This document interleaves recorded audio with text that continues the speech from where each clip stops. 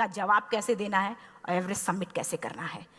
First तुरंत गए Bachendri ma'am के पास। जब मिले, मैम ने फर्स्ट टाइम जब मुझे देखा तो उन्होंने कहा, अरुणिमा, उनकी आंखों में आंसू आ गए। उन्होंने बोला, अरुणिमा, तूने ऐसी हालात में एवरेस्ट जैसे दुरूह पहाड़ के बारे में सोचा तो तूने अपने अंदर तो एवरेस्ट फतह कर लिया, अब तो सिर्फ लोगों के लिए। मेरे परिवार को छोड़ के बाहर की पहली ऐसी महिला थी जिन्होंने मुझ पे भरोसा किया था कि हाँ अरुणिमा तुम कर सकती हो।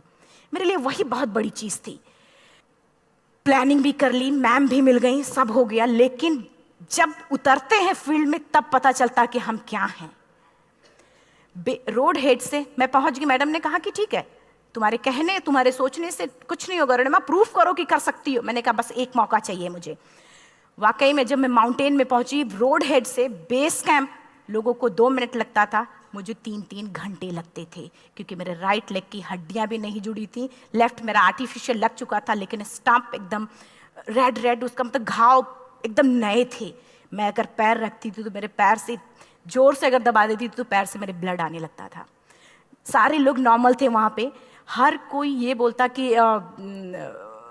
एक पीक के लिए जाते थे तो हर कोई मुझे ये बोलता कि अरुणिमा तुम धीरे धीरे आओ। मेरे दिमाग में हर बार यही बात चलती थी कि क्या है, मैंने एवरेस्ट का प्लान किया, मैं इनके बराबर भी नहीं चल पा रही हूँ। खुद से संकल्प लिया कि कोई बात नहीं, एक दिन ऐसा आएगा कि मैं इनसे पहले जाऊंगी। और आपको शायद यकीन ना हो, आने वाले 8 महीने बाद पूरा का पूरा वेट उठा के बेस कैंप से साथ निकलते और टॉप पे पहले पहुंचते। ऐसे करके देखते थे कि अरे ये लोग तो पीछे। खुशी होती थी। उससे भी ज़्यादा मुझे खुशी तब होना शुरू हुआ जब वो सारे लोग आके मुझसे ये पूछते, मैडम खाते क्या हो, बता दो। पैर नहीं है फिर भी कैसे चलते हो। उसके बाद पूरा मुझे स्पॉन्सरशिप मिला।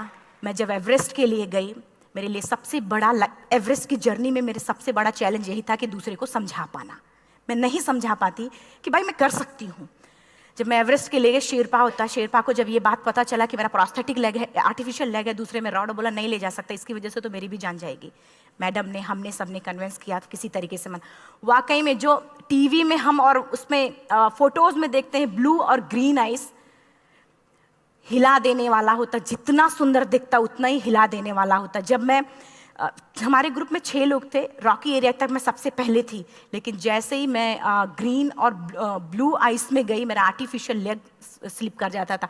फ्रंट पॉइंटिंग से, जब मैं फ्रंट क्रैम्पोन से फ्रंट पॉइंटिंग मारती थी, लेफ्ट से पेन होता था तब भी करते, लेकिन आर्टिफिशियल जैसे फ्रंट पॉइंटिंग मूव हो जाता, मेरा पैर ही मूव हो जाता था। शेरपा मुझे बोला नहीं हो सकता अरुणिमा, जबरदस्ती मत करो। मैंने कहा कुछ नहीं, ये मेरा पैर है, मैं जानती हूँ कैसे चलेगा। फाइनली 1, 2 बार, 3 बार करने, 4 बार, 5 बार होल हो जाता था। आइस थोड़ा टूट के निकलता था तो मैं वहाँ पैर रख के जाती थी। कैंप 3 तक ठीक था, प्रॉपर एक्लेमेटाइज किया अपने आप। कैंप 3 तक जनरली गए।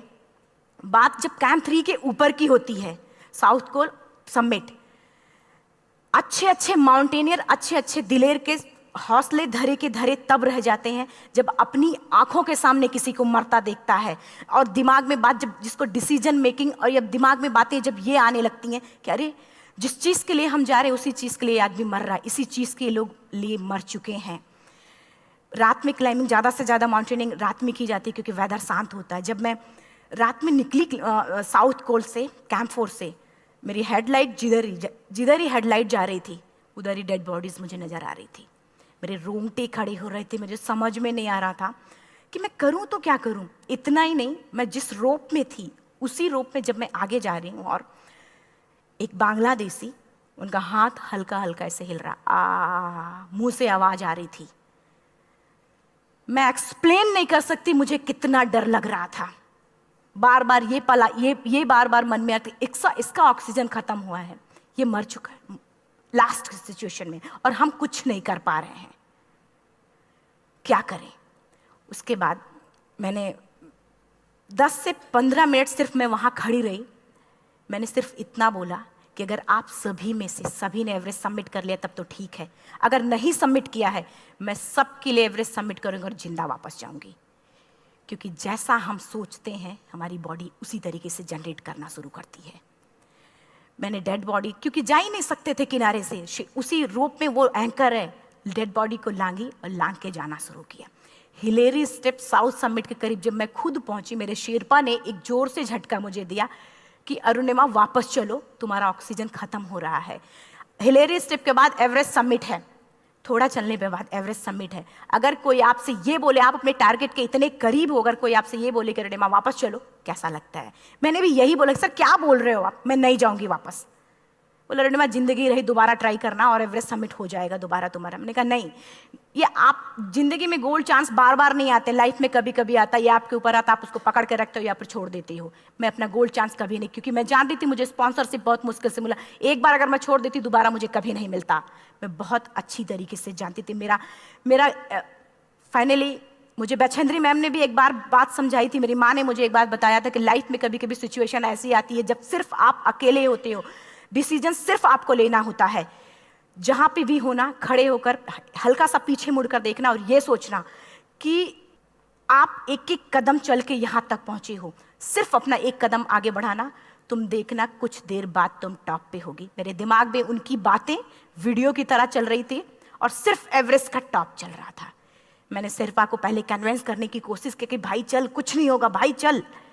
फाइनली जब वो नहीं माना, मैंने एक कदम आगे बढ़ाया, डिसीजन लिया कि नहीं, जाना ही जाना है। आगे बढ़े, करीब 1 से 1.5 घंटे बाद मैं टॉप पे थी।